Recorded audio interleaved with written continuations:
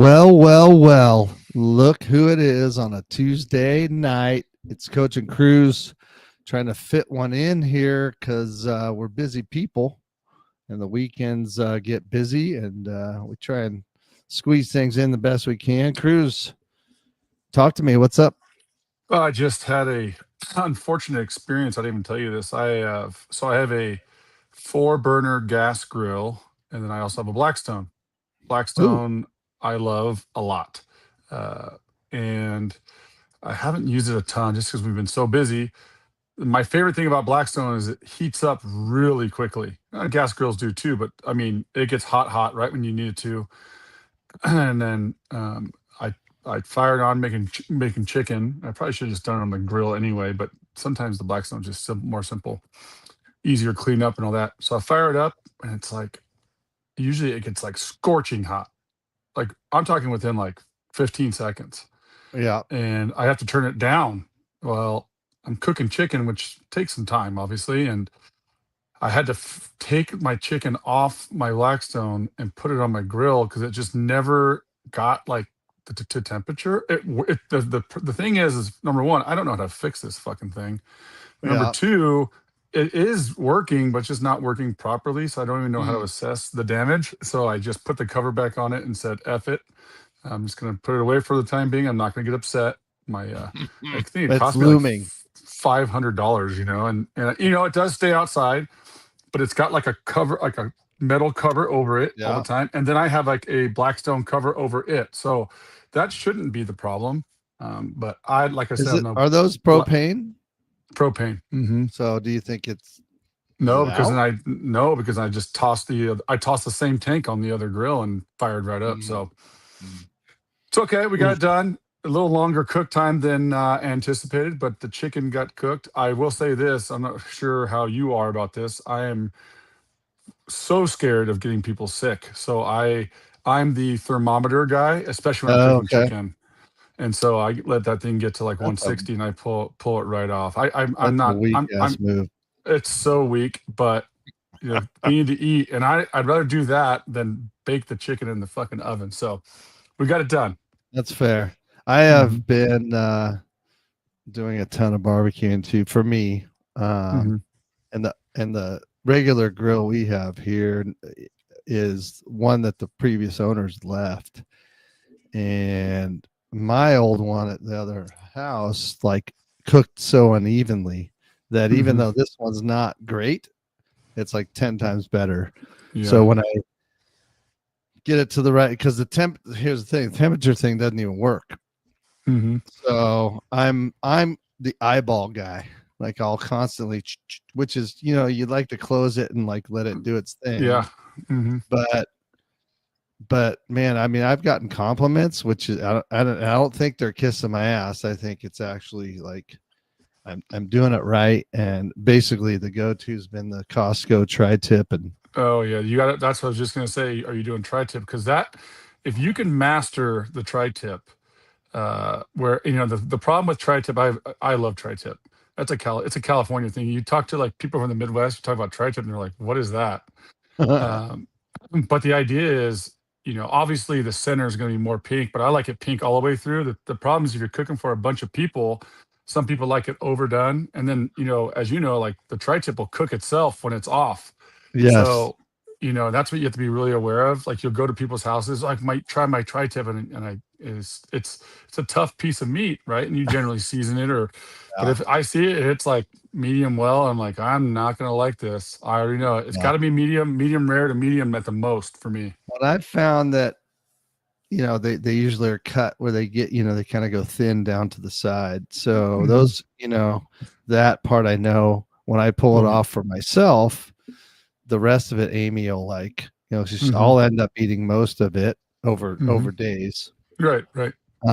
But that first part she likes, and I've been leaning into undercooking on purpose that she's sort of having to eat that Mhm. it's not so bad where the piece of meat still mooing kind of thing, but Right. it's also like it'll bleed when it's being cut into, and I'm like right there, that's good because of what you said, it keeps kind of cooking itself for like 10, 12 And then minutes after. if you have a couple days later and you're kind of, I just nuke it, but I usually put it in salad, so I only need it like sort of warm, and so it kind of cooks it a little bit more, but it's still tender and juicy and all that stuff. So that's a good thing about the good thing about tri-tip is you can use it for multiple meals, right? My buddy's he likes to smoke all of his stuff, and he does brisket, and oh my, the coolest thing about it is like you can eat the brisket at, it's on there for whatever 14 hours, and then it's got to rest and do its thing. I don't know how he does it. Yeah. And so whenever you're eating it in that moment, it's excellent. But like the next day, you like chop it up, put it with eggs or egg whites or something like that. It's like multifunctional. You can make like little sliders out of them after. Like anything you can do like that you can make multiple meals out of is so money. Yeah, the piece of meat is like $30, and you get 3 big meals. And usually, in the way Costco goes, there's Caesar salad bags. Oh yeah, killer. Or like 3 or 4 meals, just the salad itself. So if you dump, I'm a big like steak salad or chicken salad. Oh yeah. Guy. Oh, big time.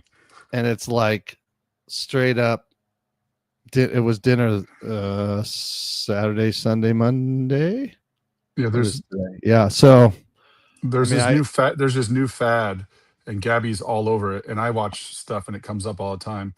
She gets sweet potatoes, which are obviously way better for you. And she kind of cuts them in half, seasons them with like olive oil, salt, and pepper, bakes them face down. We had them tonight, and they're killer.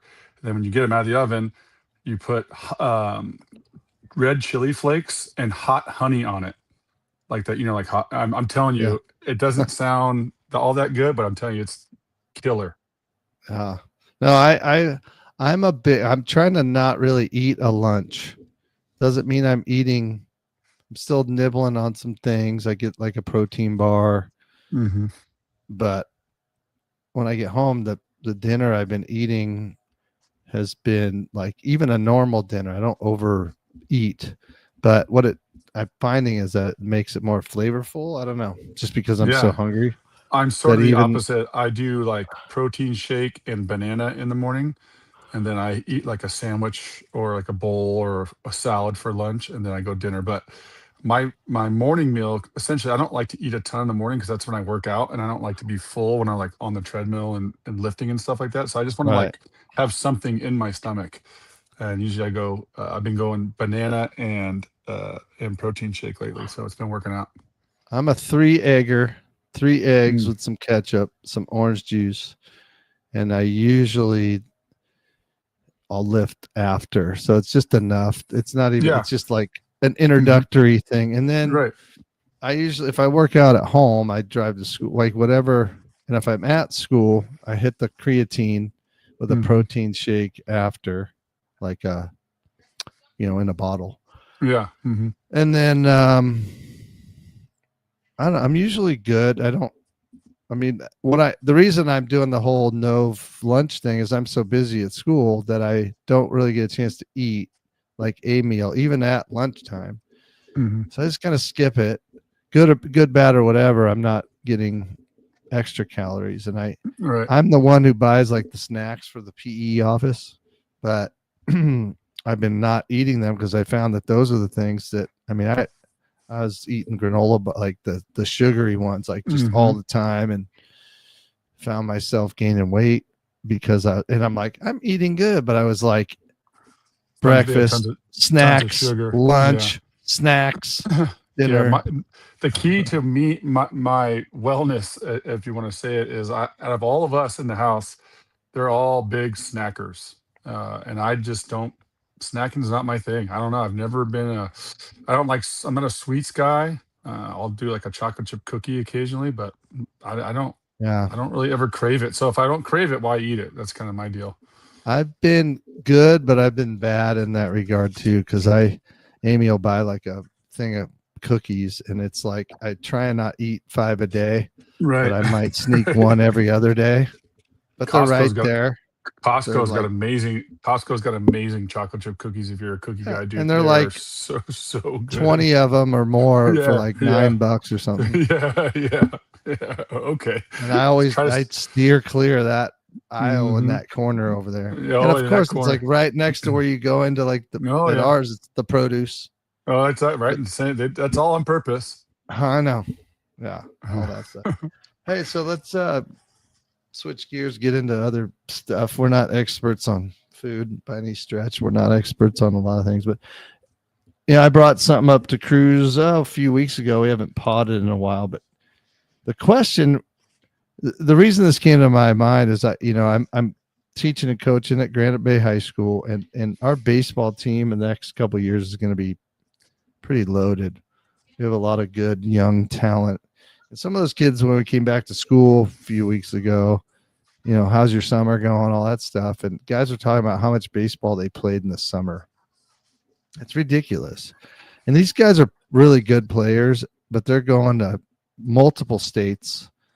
I don't know. Must have some money, or the program's paying for them or something. But the one that struck me as like the head shaker was the one kid who told me that they played 11 games in 7 days.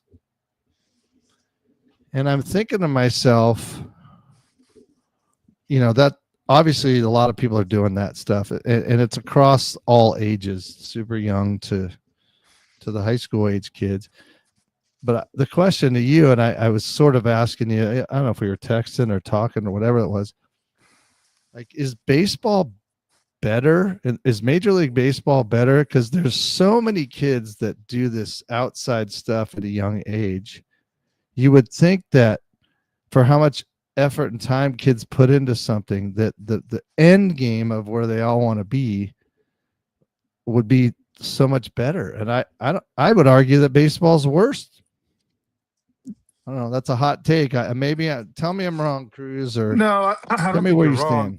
I think that a couple of things. If you play 11 games in 7 days, that's way too many. Um, Especially at a young age, and these kids are, I don't know, how old is the kid, 15, 16, 17, something like that. Yeah, they have to have like every kid on the team pretty much has to pitch. I'm assuming they had enough guys to get. I think the That's the roster hard was a large that's team. that's the hardest part when you're doing stuff like that, is trying to manage your pitching with all the requirements they do. But I also think, to your point, I think that's the reason why you see now kids getting hurt much younger. Like, we had guys get hurt in pro ball, obviously when you're adults, but like when I was like 14, 15, 16, I wasn't like, no, and I was playing a lot, not that much. But you see, I feel like we see a lot more injuries, and I think it's probably because of the amount of stuff that they're doing. You have to allow. We talked about this, about when it comes to like working out and stuff. You have to let your body like recover. And how can you? And another thing too is, like, you go play in these tournaments and all these, and you're playing in the Midwest and the South. It is hotter than hell, That's and what it's a these hundred. were. Yeah, it's 100 degrees, and you're sweating out 10 pounds when you're playing in a game that's in the middle of a day, like at a noontime game, say like in Florida or something like that. Because I played in Florida for 2 years. To just do that once a day for us, as like grown adults who know how to manage their bodies and eat the right stuff and all that kind of stuff, that's one thing. But to do it to a kid like that, I mean, I could only imagine, you have to, in those kind of, you're playing double headers 4 of those 7 days, if you're doing it like that, do the math. But like, those guys aren't drinking enough water, those guys aren't eating the correct things. Everyone's doing the late night pizza, and I get it. I did it myself. But to play that, what my point is, I think that's the reason why kids' bodies are breaking down at a much higher rate at an earlier age than, per se, 15, 20 years ago. How do you think I'm onto something with the actual talent? I mean, there's so many kids doing that now, more than probably because all their friends are doing it, whether they're even very good at it. The Hmm. dream, right? I'm not crushing the dream. People want to dream and do that stuff, but like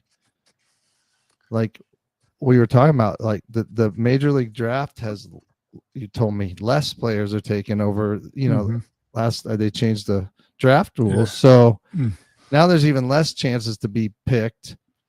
More people are doing this stuff, and basically my point I'm trying to make is, like, the money that's involved with these kids going everywhere, the dream dies with so many more people. Yeah. right? Oh, without a doubt. There's no doubt And about that. the dream dies for pretty much everybody. You went really far with it, but not many people would do even what you did with Hmm. baseball. And so I look around at some of these kids. I think the kids, kids in particular, they have the right body type. I mean, they could be dudes, like, just being honest, like Sure. looking at, and they're young Mhm. and they're big and strong, but they have a lot of room to pack on even more stuff, meat on their bones. But I think they're a little bit outliers. I think the general population of kids that play baseball, it's just going to end just like anything else. I'm just critical that it's so prevalent that so many kids are doing this. And then I feel like there's so much to talk about. Like, these guys finished, that literally they were talking about how they flew in the night before school started. But what's going to happen? I don't know. And I don't know exactly when fall baseball is going to start. Mhm. What does that look like? I'm assuming they'll practice a little bit and play a game, either inter squad or maybe against somebody else. But it's like going back to what you said, like, either play another sport or do nothing. That was always Like, the thing with me. Like when I did the travel ball thing, there wasn't much of it, and there's very select few that got to do it. And I had to go all the way to Danville, which is about 45 minutes away from San Jose. I'm just telling everybody else. mm-hmm. Um, and nowadays, and the thing is that, like you said, what are they going to get a break? They don't, because like it's not inter squads in the fall. It's straight on tournaments still. This is an annual thing now, and I think it's obviously a business and people are making money off of it. That's the reason why it's there. They're getting information from the wrong people saying, well, if you go to this tournament or this camp, then so and so is going to be there, and if so and so is there, well, the idea Right. is, and I found this out because I did all that stuff. I did it all, and did it help me? Sure, maybe it did, but for me, if you play well enough, no matter where you're from, and we're from San Jose, a big area with lots of people. If you play well enough, people will come find you. And I really mean that. I played in all these showcases all over the country, um, against like first round picks and blah, and these guys going to UCLA and Stanford, blah blah blah, all this stuff.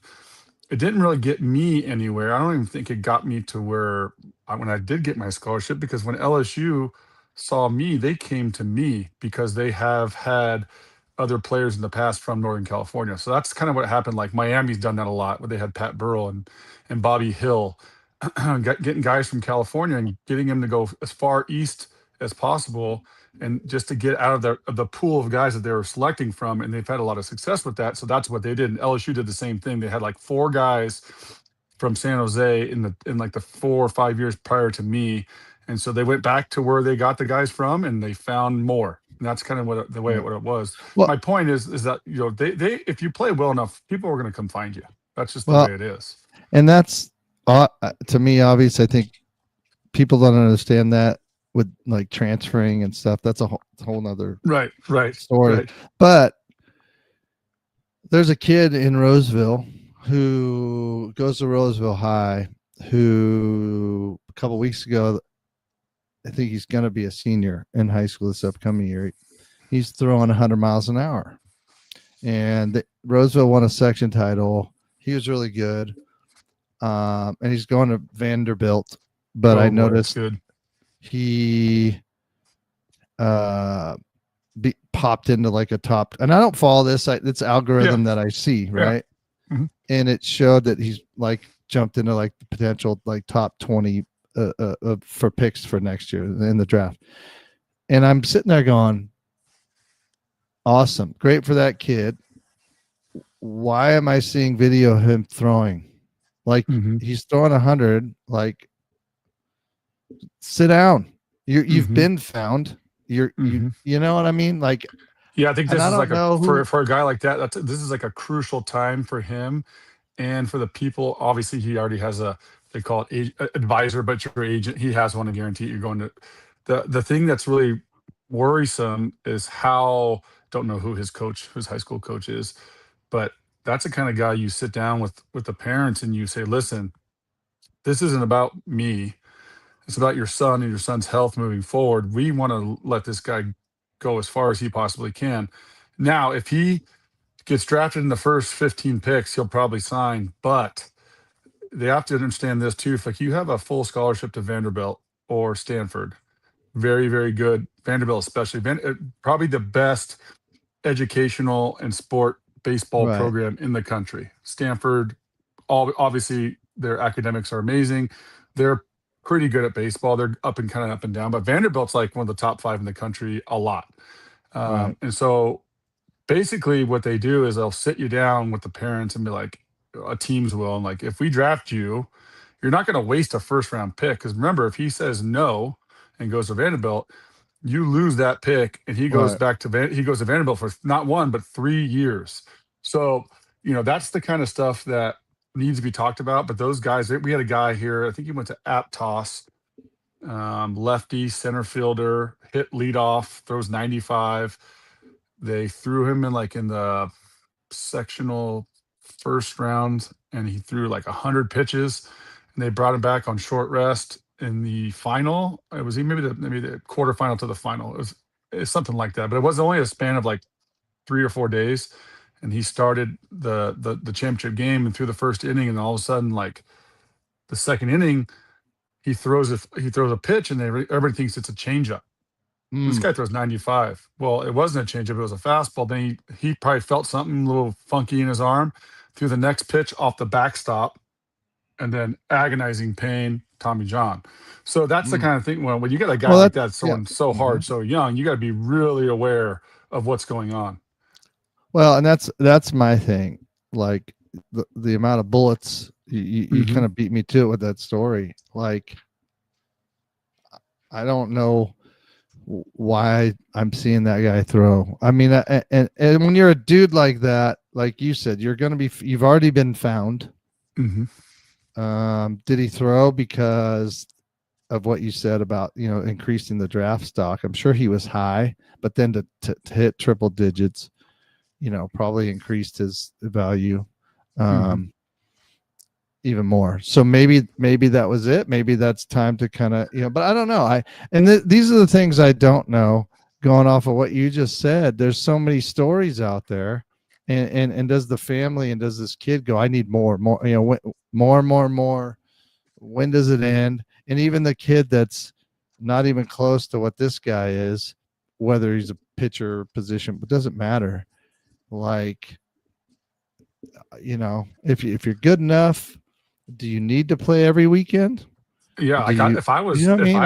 if I was that, and I don't mean to say this because I think high school athletics are very important, but what does he have to gain anymore? I don't know if I would shut him down completely for the whole season, but I would limit what he does to, find out some sort of program where he throws once every other week, and he's Right. like on a 50 pitch count. I don't know what it is, but what I'm saying Yeah, I is don't even know he how to, should, he should, here's he, the other he thing, should, right? he shouldn't have a The full kid, workload. he could also be one of those kids that we talked about earlier, where he came in as a freshman, but he was like 15 or 16, the Sure. old freshman, and he's of that age already. And obviously he may, and I don't know this at all, I'm just guessing, Right. that maybe his senior year was his junior year. And so do you reclassify and take the year off, right? Like you're saying, and just kind of bide your time. I mean, that to me, that a guy like that, to me, that's an option. It's rare. I think like some kids that played basketball or whatever, why hurt yourself potentially in a high school season when you're going to be a top player for whatever sport. But I think with baseball, especially, probably more than anything, I think football, you can get away with just being an absolute stud and play running back and run for, 9,000 yards in a season or whatever it is, and you'd be fine. But anyway, I think the whole point of it is too much, too early, no boundaries, nobody's stopping you. You're a bad person. Me saying this stuff is probably blasphemous to people, and like, how could you say that? And you're full of shit, and why do you care? And it's like, because in the end, I still go back to this. I don't know if baseball's better. The No. American baseball players aren't filling. If we're so good at baseball with how many kids play travel ball, how come every roster spot on every major league team is not an American kid? Right. Right. I mean, and so I don't know. I don't, and I don't, if people want to do it and continue to do it, good on them. But I feel Yeah. like I look at some of the kids going back to kids that could play multiple sports. Selfishly, I know these kids are in my weight training class. They sort of played for me and then moved to the varsity, some of them, and some of them were already on varsity. These are now juniors. Man, they'd be studs for us on the football team in different capacities. And some of the kids are so tall. I mean, I'm kind of like, hey man, come out. We'll throw you some jump balls in the end zone. You don't have to do much. And it's like you're talking a foreign language to them. They're so wound up in this I'm all in baseball. And it's like, okay, I get that you are, but like take your foot off the gas pedal there and Yeah, go do that's why I've something else always and maybe ride the bench a little bit because you're yeah. not great at football because you haven't played before, and that's okay. Yeah, I've always Yeah. I've always been I was a multi-sport guy myself, and I went, like I said, I did all these camps and all these prospect things for baseball, but I loved the basketball season because it gave me a Yeah. break. It gave me a break, man. Like, and I was good at basketball too, but like I didn't, when you're in high school, you shouldn't have to play baseball 12 months of the year, man. Like, I don't think because I don't think it Mhm. benefits you. If it benefited you, then more people would do it and it would work out. It doesn't tend to work out. And so when I hear people say, I'm all in on baseball, coming from a baseball guy who's been around it forever, I kind of like, you should probably open your eyes a little bit, dude. Like, I'm telling you, and obviously, don't tell me, oh, there's a higher risk of him getting hurt. Okay, well, that's you could get Drive hurt to doing school every day, exactly. You right? could do, and so that's always my answer to that, debate. I think when you're a kid, you should first of all be a kid, and I think you should play as many sports as you possibly humanly can. And if it's fun and you want to try it out, then try it. Like, I don't know. Well, and I think there's a lot of good players, baseball kids that aren't going anywhere. Hmm. I asked my JV team last year, and it's kind of a loaded question because you know the answer. When you say like, how many of you guys want to play college baseball or beyond, every kid raises their hand, but you're like, your roster. It's like probably none Hmm. of you are. Hmm. And I'm not the dream killer, but it's like the reality of you are 5'6", 130 pounds right now. And the guy that just called up to pitch for the Giants was 6'7", like 270 pounds. Obviously he's grown into that body. He wasn't that big all the time, but it's also like, to get to that, you've got to be so different. And when I Yeah. talk to my players about working out and next time I see you, you should look different, Hmm. they don't. So how Hmm. serious are you? Right. Because it's not just, we talked about food and nutrition to start the show. These guys don't look any different. So how serious are you? Oh, you played a ton of baseball. Cool. Did your bench press go up? Did your power clean numbers and your squat numbers go up? I think not. Looking at you haven't changed. You've probably even gotten skinnier. Yeah, and then So I always tell people. So back in the day, there was 50 rounds, and then they would the rounds 31 through 50 would be called draft and follow. Basically, they draft you, and then they have the rights to you until the draft until the date before the draft the next year. Now that's all gone. It's only 30 rounds. Now I'm guessing that this number has gone down, and maybe your goal is to play one game in the minor leagues, and I'll tell you, you're crazy if that's your goal, um, because it's not what you think it is, right? And I had a good career. I played 7 years. I won an MVP. I played for 3 organizations. I played for a long time, but the number of it was so basically 6% of all players that get drafted. This is a number from a long time ago. So I guarantee the number's lower because there's less people getting drafted. 6% of people that get drafted make it one day in the big leagues. So out of those 1,500 people, 90 people make it to the big leagues. And remember, 30 of those people are, if you want to, you could probably do 60 the people are drafted in the first and the second round. So rounds 3 through 50, right? A lot of people. There's only 25 of you that make it. So Right. when I tell people all the time, and I went to 2 years of junior college, and I was always an anti-junior college guy because I thought I needed to go to the Division One to be able to prove to everyone that I got a D1 scholarship. And I had offers out of high school, I just not to ones I wanted to go to. And when people start talking about junior college and they start bagging on it, I tell you one thing, dude. Number one, you're not ready to go to Division One. I was a hell of a lot better than you, and I wasn't ready. My 2 best years of my baseball career that got me ready to go to the next level were my 2 years in junior college because it's a significant step up from high school, a significant Mm-hmm. step up. And if Mm-hmm. you think you're going to go from Granite Bay High School to Vanderbilt and compete with those guys, you're just not going to. And so I always Right. tell people, like, don't sell yourself short, but don't shoot too high either, man. If a junior college is calling you and it's a decent school and they want you to come play whatever sport it is that you play and you don't have Division 1 offers, and I say swallow your pride, dude, and just go. Well, You I know, think it's interesting, right? If when you hear stories about and pick your sport, the guys that turn that down because they say they're a Division 1 guy or whatever, and it's right? like, dude, you've played so much summer, whatever your sport is. Like, continue the. If you're willing to do all that, you're willing to put the grind in for the JC or the Hmm. next whatever the next level is. It Yeah, might be a higher level, it might be Division 1.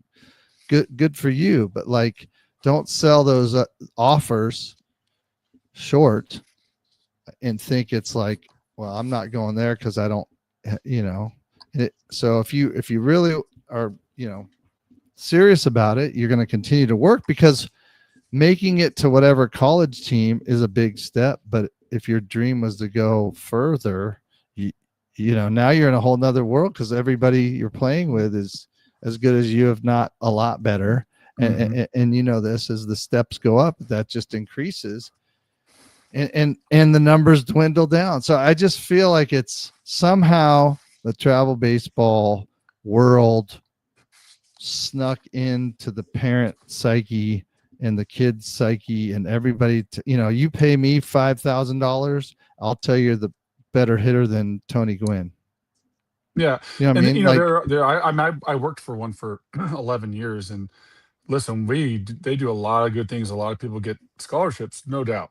But you have to understand who you are, right? As a player, and there's so many organizations that sell these fucking pipe dreams that you know you're talking about. Even in the top percentage of your baseball academy or your travel team, you get a group of 15 guys or 17 guys, like only 2 or 3 of those guys are going to be Division 1 guys, maybe.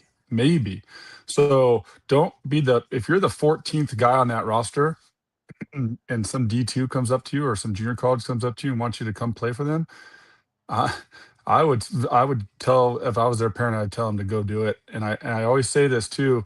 People don't realize just because you play travel ball, and I'm not anti travel ball at all because I did it and I coached it. right. I understand it. People don't realize, high school kids don't realize that going to tournaments and doing all this stuff, even if you go to a junior college, where as soon as you walk on campus, baseball has started. It is not just a spring sport anymore. It is your job. And school's a little more difficult, and there's a lot better players, and you got red shirts and all kinds of stuff that's going on. You walk And the onto that transfers baseball back, the people all the come back. D1 kickbacks that can't fucking make grades at the D1 level. So I always tell people, man, any opportunity you get, eh, even if it's not the one you think you should be, you know, they'll come to you and tell you where you need to be if you're a guy that's good enough. Yeah, and that's what I was saying too. Like you've played so much and you don't get what you want, and then you stop playing because it's not what you want. That's a total chicken shit cop out. You've played a Mhm. lot. If you have the dream angle might be skewed in this direction instead of the one you thought, but it's still going forward. Yeah, I mean, And you know, I was told, and this is a great story because it happened to me. I was told I was getting drafted after my junior year, going to my senior year. Well, my senior year, I didn't get drafted. Then I went to junior college, and I was a junior college All American my freshman year. And everybody says you're going to get drafted, and I didn't get drafted. And then my sophomore year, I was MVP of the state, and I got taken in the 16th round. And I played junior college in California, so put that into right. perspective. And I Mhm. did.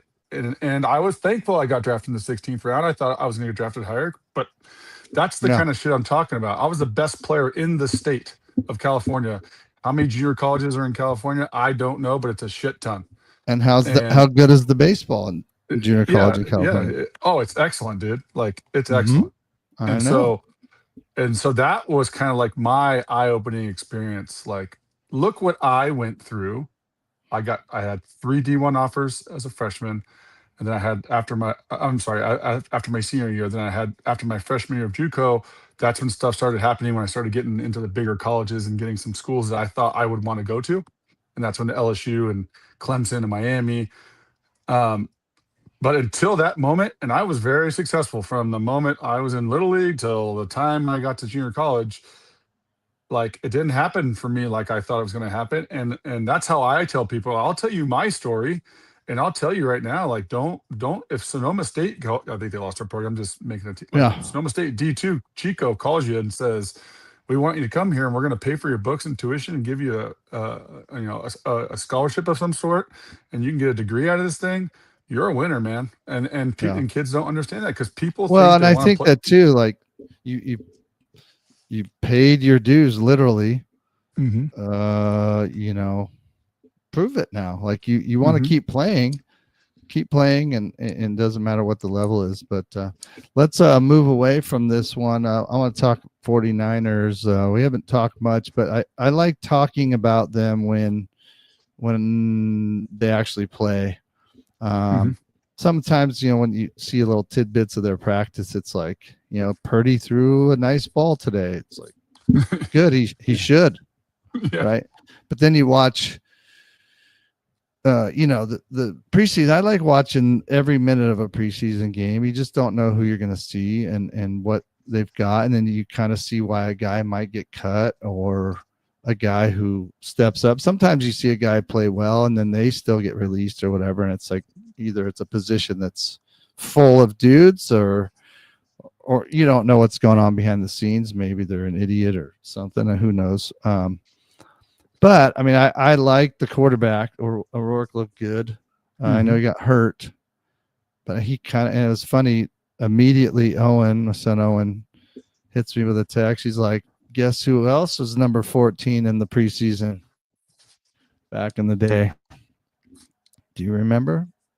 A couple years ago, Darnold? No, Purdy." I'm not. Oh, was he really? Uh-huh. And it's just funny, right? That Purdy Yeah. did well in the preseason. You're like, "Who's this guy?" Hmm. Ah, and I thought O'Rourke had a little of that. Um, Good presence. I mean, did just Yeah. I mean, look they're good. essentially he's essentially fighting for the third quarterback position. So yeah. I don't know. I and the thing that was good is that he's going up against, supposedly that was the Titans like starting D, most of them Hmm. for a lot of his time in there. So I don't know. Again, us talking, I haven't paid attention to what other people said really about last week. I'm sure there's tons of stuff out there, but obviously Stribling getting Oh pretty yeah. much every throw. The thing about him, he looked he looks like a guy that belongs right now. Hmm. Hmm. Like like what he did, it wasn't like they threw him the ball and it was like you were surprised that he caught it, or do you know what I mean? It was like Yeah. Yeah. impressive. offensively, the two guys that stood out to me are him, Stribling, and Jordan Watkins, who last year we thought was going to be a guy that was going to help us a little bit. Then he would have injured the whole year. But to see both of those guys come out and, they're probably fighting for the same playing time, essentially. I don't know. Those other guys, Debo and all of our guys that we have are going to get the playing time unless they get hurt. But Stribling looked like, as there's a lot of talk in camp that he's having a good camp and all this stuff, and then you see him playing, you're like, oh yeah, he can. That's a dude for sure. Well, and and what's interesting too, again, being preseason, so you don't really know, teams might not blitz and do crazy stuff on D, but like if you want to get a guy a ball, you do stuff to get him the ball, and it was super obvious that they were doing whatever they could to get to see what he was all about. I think in he different had like ways. 10 targets, I think, or so, it was something. It was a lot. I forget exactly what it was. Well, and I think that tonight's talk with Owen was if everyone's healthy, it's hard to double somebody. Who are you going to double? We have the weapons are there. It's going to be very interesting how they do stuff, because I think the guys on offense, I think our problem, especially when we play teams like Seattle, we can't get open. We can't separate. We can't do anything against tight defense. It's like a really good basketball team that's good at like full court pressure, panics, creates less time, all that stuff, more press coverage, tight in your grill on the outside, less time for the quarterback to throw, less pocket, all that stuff, right? So I think guys are going to get open just because they're good players, and I think that's going to be the difference. Now, my concern is didn't run the ball well, didn't stop the run. You know where I'm at with that. Yeah. And gosh darn, it just was gross on both sides of the ball. So again, preseason, I guess it's good to have those things, but I'll know my intuition pops up, when we play that first game in Australia, whatever. Like if we can't run the ball, it's gonna be we have the weapons in the passing game, but man, you got to run. It doesn't matter if you can't run it; those weapons go away. You can't. They can't if they can't get themselves open. Obviously we have the weapons, but if you can't control the line of scrimmage, and I know you say that, and you're completely correct. If you can control the line of scrimmage, especially on offense, you can get 4 or 5 yards on first down, and all of a sudden, everything opens up, and all of a sudden guys are open. Not to mention what Shanahan's able to dial up. We talk a lot of shit about Shanny, but he knows what he's doing, and the guys tend to be open when stuff's going the right direction. NFL's funny, right? Because if you run the ball, coaches are smart enough. You don't just let teams run the ball more. You have to put more it's like a wildfire, right? You have a couple helicopters out there and some trucks on the ground, and the fire keeps growing and building. You get more trucks and more helicopters and planes, right? You put more resources towards it. When teams are running up your ass, you better add a safety in there and start doing that stuff. And therefore, the passing game becomes even that more open with play action or whatever, just regular routes, because people creeping towards the line of scrimmage to try and stop the run. So we've had that. We've seen what that looks like when we're going good in the backfield. And we have, I think, the weapons in the backfield. It's just, again, the line has not really been addressed. Now, here's the thing. Trent Williams didn't play. Like all that stuff. So maybe I'm jumping the gun on that, but it would have been nice to have some dudes that are, right there, backups, if not some of the starters, like showing a little bit more. But again, I don't know. I think offensively, I think we're going to be better than our defense. I didn't like what I saw on defense, and we have some dudes over there, but I'm worried about the secondary, and I'm worried about I don't know, the middle of our defense Oh, the interior line. stopping the run I was is just, like I was telling paper, you wet before. paper. Yeah, I was just listening to this some talk today. This guy that talks on Instagram, like a 49ers insider guy, and he was just saying how, you know, our Achilles heel has been our interior defensive line, and it doesn't look like it's any more shored up than it was before. There's talks, and we talked about this before the show, like getting Vita Vea, which I would love that. But we picked these guys very high. Alfred Collins was a high pick. CJ West was a fourth round pick, and one of them's hurt and one of them's no good. They're thinking it's like, guys, it doesn't matter how good we are on the edge. If we can't stop the run up the middle, they're not gonna run the ball to the outside. They're gonna run the ball right to your fucking throat. And if we can't stop it, we're gonna give up lots of points. And we already know what we've already talked about. I think we're okay at corner, but I think our back end of our defense has not proven in the past to be who we would need them to be. So if you can't stop the run at the middle and you can't stop people on the very, very back end, you're going to give up a lot of yards and a lot of points, man.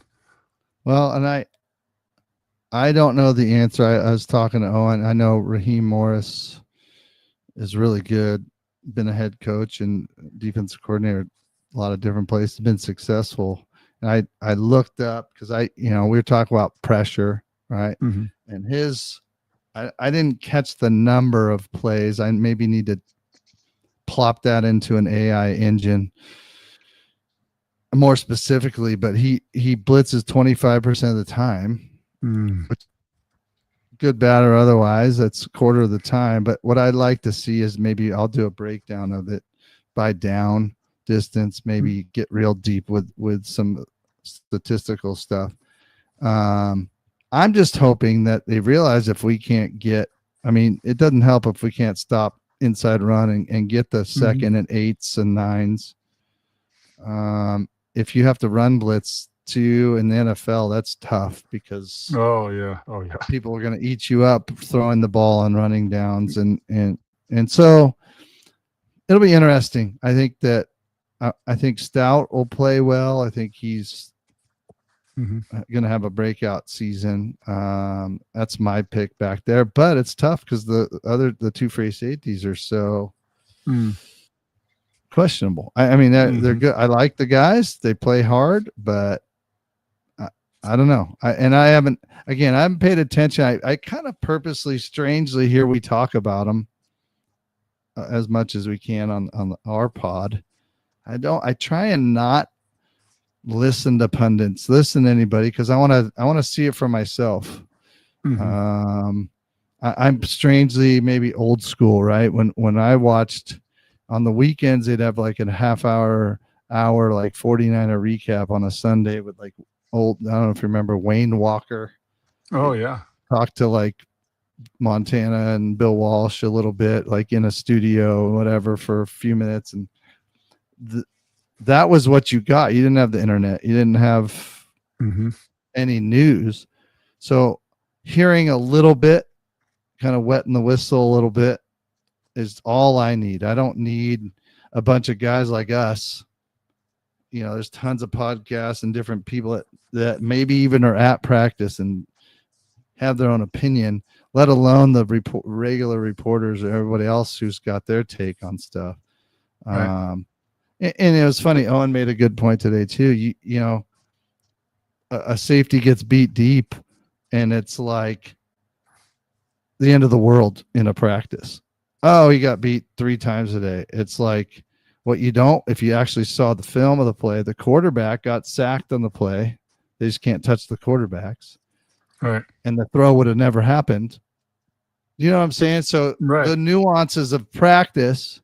Does the reporter guy see that, or does he just see a guy get beat deep? Do you know what I mean? So it's like, I want to take it for what I see in a game on last Thursday, and this week on Thursday when they play the Chargers. I know that, Harbaugh loves to run the ball with tons of different like power looks and heavy run sets by the Chargers. So I think it's like a to see if we, could put something up against that front and Yeah, the idea I and think stuff for this year. us is you said it like, can we stop the run without run blitzing? And if you can't, then those first down you're gonna be susceptible to the big long ones and the big chunk yardage plays early on downs. We talk about this all the time. In the years past, like I always feel like when we're on offense, it's 3rd and 8, and when they're on offense, it's 3rd and 2. And so, can we flip that and be that team? Because that's when you can go after guys and get out and kind of do what you want and do some exotic shit on defense. But when they're getting 5, 6 yards a clip, and you can't really do much about it, and you got to bring a safety like Mustafa down in the box, like that Yeah. doesn't bode well for us. And so Right. that's going to be.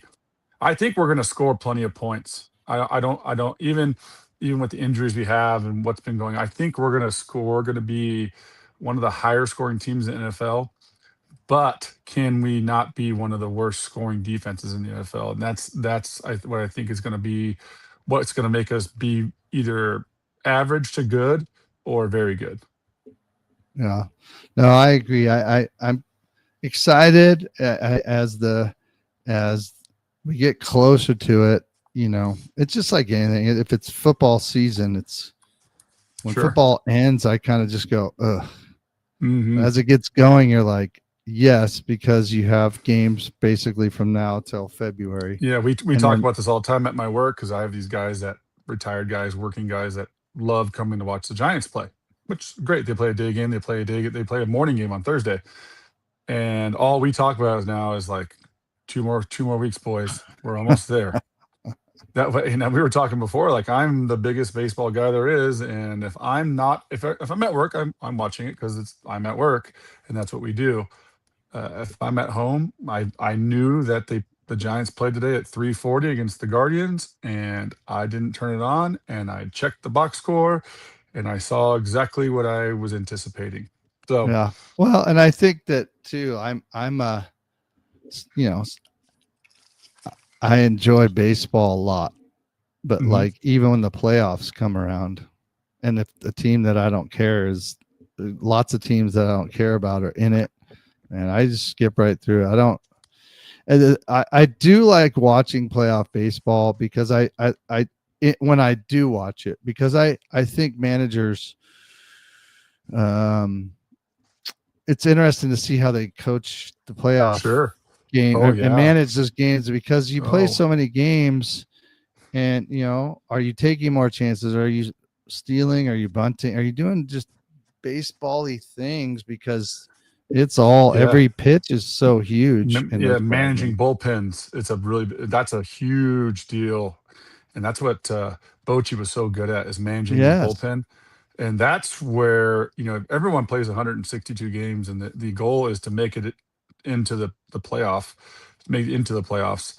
But it's what you do once you're there. Can you make the adjustments in game when you've got a 5 game series or a 7 game series? Are you pushing the right buttons, like bringing Bumgarner in like Oh whenever? yeah. And Hmm. and that's the kind of shit that wins championships, and we have we have proven it. And so that's kind of nice because we're Giants fans and we got to see it firsthand. But you see how certain managers manage situations within the playoffs. M- Regular season game, you lose on a Tuesday night, not a big deal.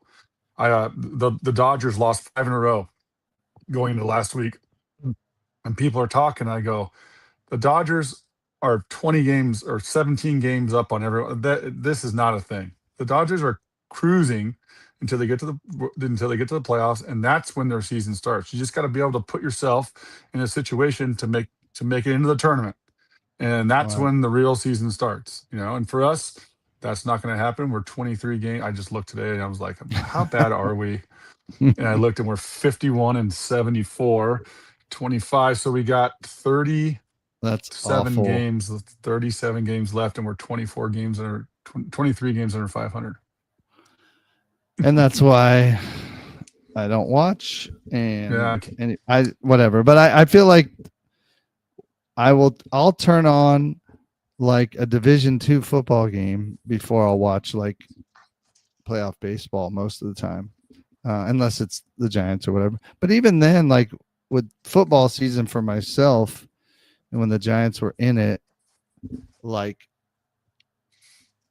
seeing, I was too busy to get to, and I'd be trying to fight my way to being able to see games like that. But I definitely was trying to watch versus whoever makes it this year is just Sure. like not a big deal to me. I mean, Yeah, I'm not that interested.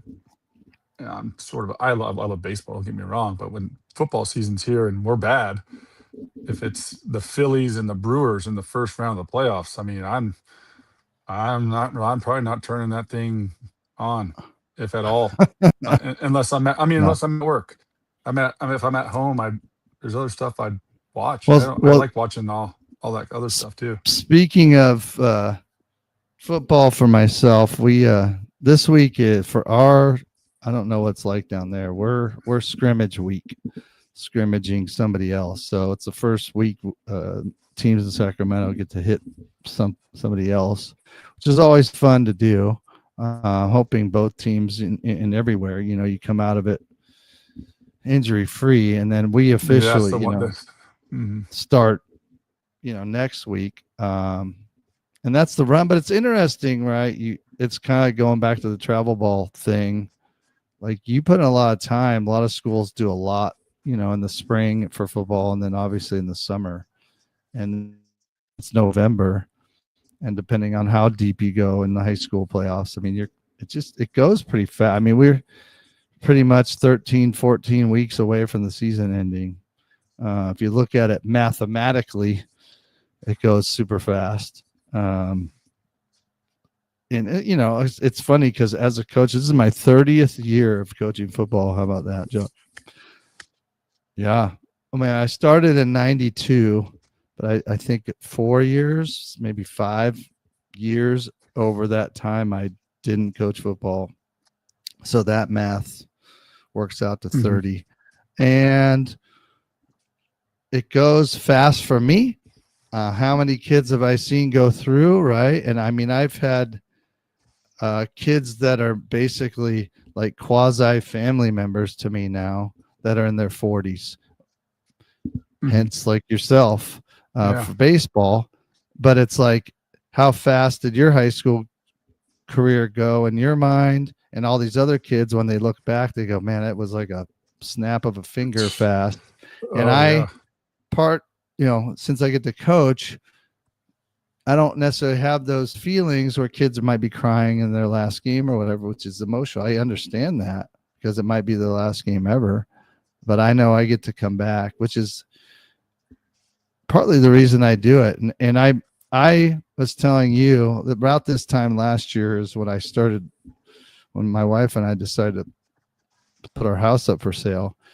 Man, I was a dog shit coach last year because I couldn't put my energy towards it, and I feel so much different this year. I'm ready to like kind of go old school again and put even more time than I've been.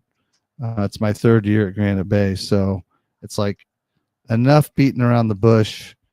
Get back to what got me to a school like Granite Bay by outworking people, and I kind of wanted to finish my career, kind of how I started. You kind of, you have to prove yourself, right? And I don't care that I'm kind of in the twilight of doing things, but I still feel like even someone my age, you got to prove yourself so you're out of the game, so to speak, literally in this case. Like, you got a bunch of young guys coming in. All right, sucker, I'm still going to outwork you. I don't care if I'm old, whatever. I'm still going to put in, what I think is more time, more energy towards stuff, and make kids better and make the team better as a whole. That's just kind of my, if I'm thinking that way, I think it comes out that way. And I think the kids appreciate it too. And not that other guys aren't doing that, but it's kind of in a way a competition amongst ourselves as coaches. Like, I'm Sure. going to out And coach you you. and as a coach and teacher and all that, you can only put out as much as you want. I mean, it's you that has to do the Oh, work. for So, sure. there's nobody else. Well, no, Some other person might think they outwork you, but it doesn't matter. It's what you think needs to be done I'll for give the you a particular quick take. situation. this morning, this afternoon, hot, close to 100, if not 100 at Yeah, it was practice in today. it was in the 90s here again too. And I went into, we have the shed where we have equipment that I was going to set up. I get some individual time with my position. And I was thinking I can go through what I need to go through with this piece of equipment, but the tougher thing for me, because I have to grab all the equipment myself, that we're not in like, college where we have all these kids helping us. And I'm like, screw it. I'm not going to take it. I could easily, and it's what I always tell myself, like kids should do, is have more grit and griminess. Like, don't just take the easy way out. And it was a simple drill decision. And I got, the heavier pads out and just like, I'm going to do it. And I was looking at the kids, I was looking at the coaches, everyone, it's hot, man. I don't want to say it was our best practice, but it was pretty intense for being so hot. And I thought the kids pushed through it, which was a great sign, because sometimes if everyone's going, this sucks, then what are you going to get when it's tough on Fridays when you're playing a tough team? Can you handle, if you can't handle what's tough in your own practice, besides the physical pieces of the game? And I feel like there was a lot of people just playing hard today, across, all positions. So I'm excited for that. I'm excited for this team that we have. We can be good if all of our pieces work together. Last few years, we've had a couple really good players that we climbed on their backs and rode them as far as we can. This year, we need to spread it out a little bit more and collectively as a unit. Yeah. Well, we're playing one of the tougher leagues in Northern California, and we're normally middle of the pack. I think we came in second or third last year in our really tough league, and it was like, we're probably, I'm just saying this, winning most leagues outside of our own league. But again, that's not good enough. So, we'll see. And our kids understand that. So it'll be fun. We played the Elk Grove Thundering Herd in a scrimmage this Friday at our place. And then we're home for 2 straight, and then we have a bye. So we're pretty much home for a month, which is good. But I think I told you this, but we play the old De La Salle Spartans at the end of in week 10. I think it's November 7th at our place. So we'll see how everyone's doing at that point. Should be fun. Fun. Well, it's Tuesday night, and it's getting close to bedtime for me. Oh God, yes. Get my kid in bed, get him showered and in bed. Are you kidding me? I get up at 6, so if I see 10 o'clock, it's a busy, long day. What's crazy is 10 o'clock, the party was getting started, some 25, 30 years ago. Now it's like way too late. But, yeah. Oh my gosh, it's sad, but true. So anyway, check us out as much as you can on YouTube. Subscribe to us. Hit us up on all the podcast platforms at Coach and Kreuz. And Kreuz, always good chatting with you. I don't know. Good luck on Friday, man. Yeah, just make sure I'll be it doesn't matter. It's just, you'll still get an idea of what you guys look like. In fact, there might be a way, because we have one of those cameras that projects out, and we're not charging for the live stream. So if I can find that link, peek at it. I don't know how good the quality I is. definitely will, for sure. But anyway, for all you listeners out there, until next time, thanks for listening. Thanks for watching, and take care. Bye, man. Peace.